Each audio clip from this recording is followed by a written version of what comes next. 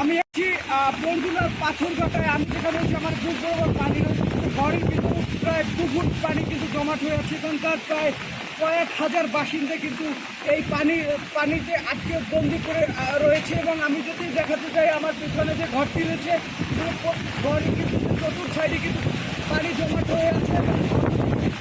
কিন্তু যে তাদের যে খাবার দাবারও কিন্তু যে মারাত্মক সমস্যায় পড়েছে। এবং এখানে প্রায় কয়েক শত পরিবার, রাস্তাঘাট থেকে শুরু করে কিন্তু সকল জায়গায় কিন্তু গাছ, বড় বড় গাছ পড়ে আছে। এবং অন্যদিকে কিন্তু এই যে প্রায় কয়েক শত ঘর কিন্তু এই পানিবন্দী হয়ে আছে এখানকার মানুষ। আমি যদি দেখাতে চাই, এই ঘরের যে চতুর্থ সাইড কিন্তু যে পানিবন্দী এবং যে গবাদি পশু নিয়েও কিন্তু চরম সমস্যায় পড়েছে এখানকার মানুষ। আমরা কথা বলবো এই ঘরে যদি কেউ থেকে থাকে, তাহলে আমরা তাদের সাথে কথা বলবো কি সমস্যায় তারা পড়েছে।